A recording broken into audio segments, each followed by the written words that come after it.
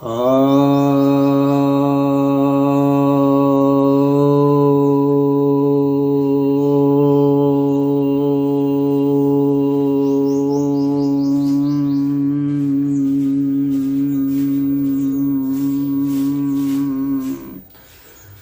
भक्तजनों को सप्रेम नमन।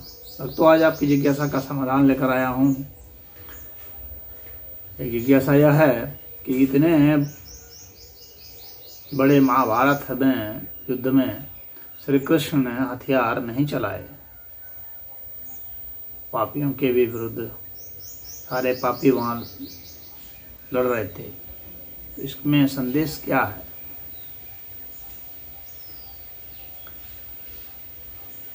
भगवान ने तो कहा कि मैं इन लोगों को मार चुका हूँ, तुम निमित्त मात्र हो जाओ। ये तो मरे ही हुए हैं। संदेश उसमें स्पष्ट है कि उनका भविष्य तो तय कर दिया गया है। भक्त लोगों को, धर्माचार्यों को, धर्म योद्धाओं को निमित्त बनना है, यानी उन्हें अपना कर्म करना है, उन्हें युद्ध करना है। कुछ लोग सोचते हैं कि भगवान ही सब करेंगे, तो तुम क्यों जन्मे हो भाई? तुम्हारा भी तो कोई रोल है।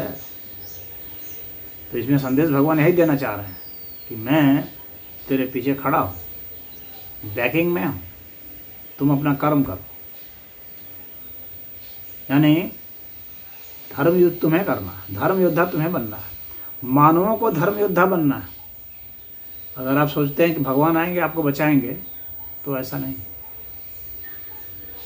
आपको यदि अपने बचने की फिक्र नहीं है, या हौसला नहीं है, या आपका प्रयास नहीं है, तो भगवान को क्या जरूरत पड़ी आपको बचाने की?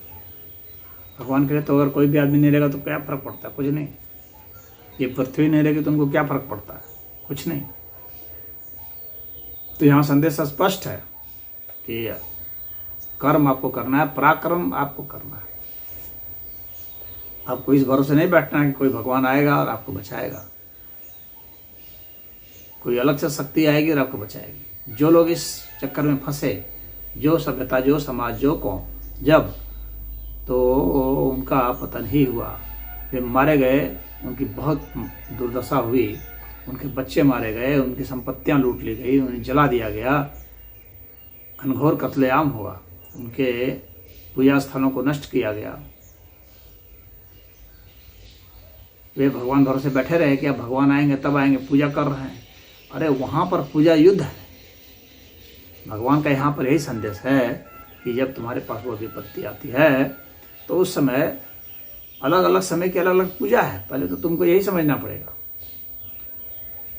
कि किस समय की कौन सी पूजा है। जब तुम यही नहीं समझते हो, युद्ध का समय है और तुम बैठ करके घंटी हिलाओगे, कहोगे कि हम तुम पूजा कर रहे हैं, भगवान आके हमको बचाएंगे, ये महान मूर्खता है। युद्ध के समय में युद्ध करना ही पूजा है। जब युद्ध सिर पर आ चुका है तो उसमें घंटी हिलाने से काम नहीं चलने वाला है। घंटी हिलाने का वो तो एक भक्ति का, ध्यान का वो तरीका है। तो घंटे हिलाने से अगर आपको यह प्रेरणा मिलती है कि मुझे युद्ध करना है, तब तो ठीक है घंटे हिलाना। लेकिन घंटे हिलाकर सोचते हैं कि भगवान साक्षात आ जाएंगे और वो आपकी तरफ से लड़ देंगे और आपको बचाएंगे, तो ये महान मूर्खता है। और हम लोगों ने अधिकतर ने धर्म शास्त्रों का, धर्म के मर्म का गलत अर्थ निकाला हुआ है। इसीलिए भी पतन हुआ है, इसलिए भी कई बार मारे गए, कहीं दंगे हो रहे हैं, फसाद हो रहे हैं, लड़कियों को लूटा जा रहा है, संपत्तियों को लूटा जा रहा है। इसीलिए क्योंकि यह एक झूठी आशा में बैठे हैं कि मैं घंटे हिलाऊंगा तो भगवान आ जाएंगे और वो मुझे बचा लेंगे, और अपने कुछ प्रयास नहीं कर रहे हैं। अपने बस खाली एक छोटा सा प्रयास कर रहे हैं, इतना सा घंटे हिला रहे हैं, डर से कांप रहे हैं, बस यही है। अरे मूर्खो, भगवान ने संदेश दिया है कि युद्ध करो, पराक्रम करो, युद्ध से भागो नहीं। अर्जुन को कहीं नहीं कहा भागो। अगर अर्जुन भाग गया था ना तो भगवान साथ में दिए होते उसको, तो मरने दो, इसको जाने दो, इसका नाश होने दो। ऐसों की जरूरत क्या है? ऐसे तो नाश होने के लिए प्रकट है, क्योंकि भगवान कर्म और कर्मफल का सिद्धांत अटल मानते हैं।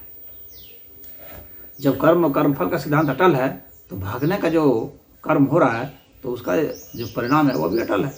भागोगे तो मारे जाओगे या किसी तरह से बच के निकल गए, कहीं से दुर्दशा को प्राप्त होगे, श्रेष्ठता को प्राप्त नहीं हो सकते। भाग करके कोई अपनी जान बचा सकता है लेकिन श्रेष्ठता को प्राप्त नहीं हो सकता। वो जिएगा लेकिन संतप्त होकर के और दुर्दिन देख करके जिएगा। तो भगवान यहाँ पर स्पष्ट संदेश देते हैं। पूजा क्या है? पूजा जैसी परिस्थिति आती है उसके अनुसार से कर्म करना ही पूजा है। कर्म से विमुख हो करके घंटे हिलाते रहना, धूप दीप दिखलाते रहना पूजा नहीं है। हाँ, जब मंदिर में मेरे को जाना है, कहीं इस तरह की कोई स्थिति नहीं है, तो उस समय घंटे हिलाना, उस समय धूप दीप नैवेद्य दिखलाना वह पूजा है, निश्चित ही है। तो हमें यह समझना पड़ेगा कि किस समय कौन सी पूजा है। जब हम परीक्षा दे रहे हैं उसमें जो प्रश्न पत्र आए हैं उसको लिखना, उचित वहाँ पर उत्तर देना, वह पूजा है। यदि वहाँ पर बैठ करके हम भगवान का स्मरण खाली करते रहें और पूरा समय पार हो जाए तो वह पूजा नहीं है। कोई कहेगा कि हम तो पूजा करते रहे तो वो अपने आप लिखाया नहीं, ऐसा कहीं नहीं होता, अपने आप कहीं नहीं लिखाता। तो ये झूठी आशाओं में, झूठी दिलासाओं में कुछ हो सकते हैं पुरोहित ऐसे हों, कुछ पंडे ऐसे हों जो आपको ऐसा भरमाते हों कि तुम बस खाली घंटी लाओ। ऐसा बहुत लोगों को भ्रम हुआ है। तो अपना पुरुषार्थ भूल गए, अपना पराक्रम भूल करके, अपना कर्तव्य भूल करके और समय के अनुसार जो पूजा होती है उसको भूल करके, जो लोग सोचते हैं कि पूजा का बस एक ही पहलू है, वे गलतफहमी में होते हैं। तो भगवान ने कहा है कर्म ही पूजा। कर्म का मतलब है कि जब हम मंदिर में हैं तो हम घंटी हिलाएंगे, वहाँ पर हमारा वही कर्म है।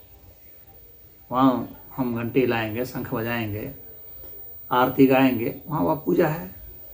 ठीक है, मंदिर से बाहर निकले तो हमारा कर्म अलग हो जाएगा, हमारी पूजा अलग हो जाएगी। पूजा जारी रहेगी लेकिन उसके स्वरूप बदल जाएंगे। हमें इस पद्धति को समझना है। अगर हम इस पद्धति को नहीं समझते हैं तो हम पूजा के स्वरूप को विकृत करते हैं।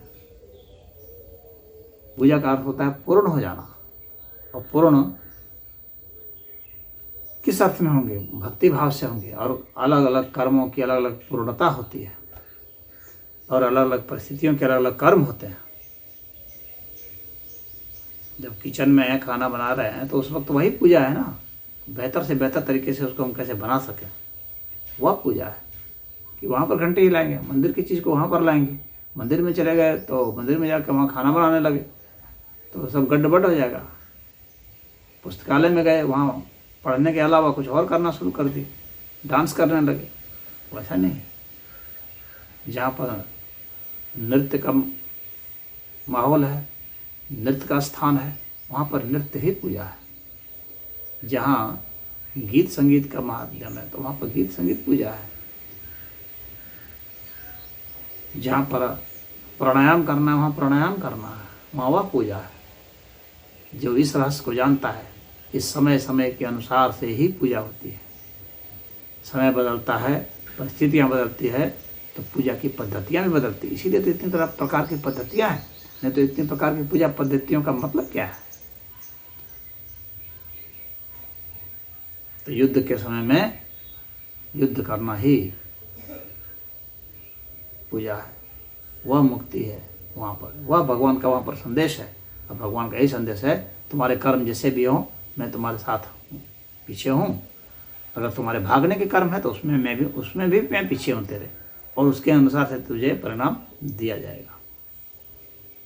अगर तू युद्ध करता है तो उस समय भी मैं तेरे साथ हूँ और उसका परिणाम दिया जाएगा। अगर तू भागने वाला कर्म करेगा तो विजेता तो कभी नहीं होगा, भगोड़ा जरूर होगा। तो इसमें इतना ही। हरि ओम।